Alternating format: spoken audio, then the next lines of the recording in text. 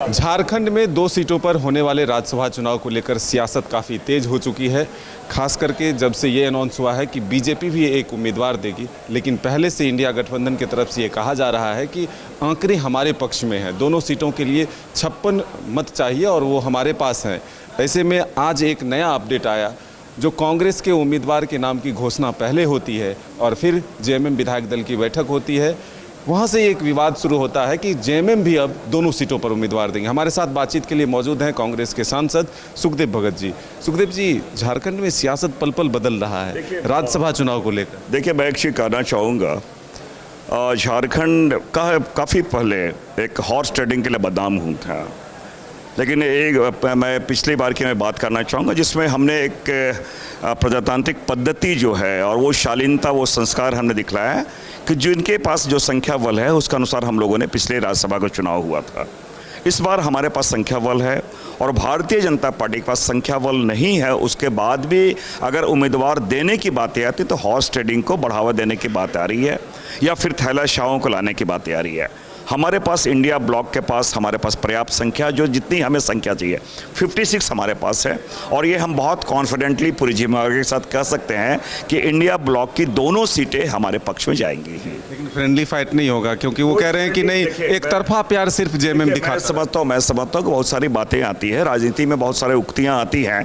अभी हमारा नॉमिनेशन हुआ नहीं है, हमारा विड्रॉल नहीं हुआ है। जब सारी चीज़ें आ जाएंगी, क्लियर कट सारी चीज़ें आएंगी, तो आप स्पष्टता से हम कह सकते हैं।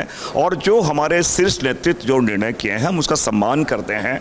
एक बात जरूर कहना चाहेंगे कि हेमंत सोरेन जी के नेतृत्व में जो हमें जनादेश मिला है वो एनडीए के विरुद्ध और इंडिया ब्लॉक के पक्ष में मिला है।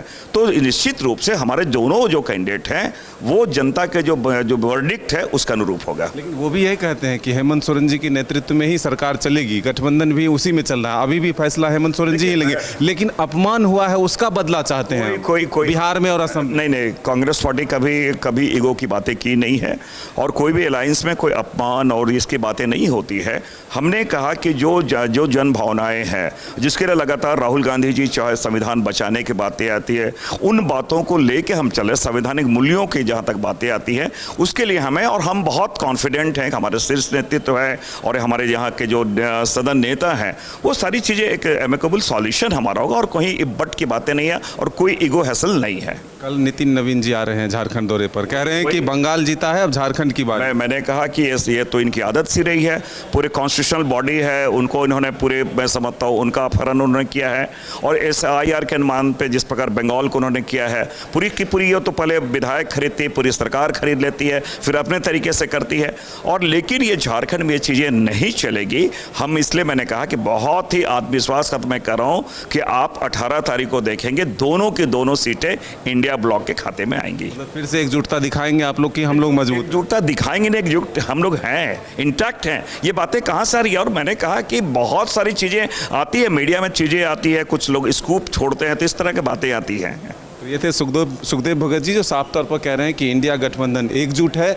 18 को जब परिणाम आएंगे वो इंडिया गठबंधन के खाते में ही रहेगा और एकजुटता का प्रदर्शन भी होगा। अपने सहयोगी दिनेश के साथ मदन सिंह, न्यूज़ बायोस्कोप रांची। घर रहने का मकान भर नहीं, ये खुशियों की तिजोरी है। दरवाजे पर दस्तक देता पड़ोस, खिड़कियों से उमड़ आता आसमां, तारों में उलझी ऐसी ना जाने कितनी दास्तां। कहती हैं चले डायमंड सिटी, एक सफर हम सफर के साथ अपने घर तक। Diamond city, life long bonding, 500 से ज्यादा खुशहाल डायमंड परिवार। जल्दी करें, सिर्फ 200 फ्लैट बाकी। आज ही बुक करें अपना आशियाना।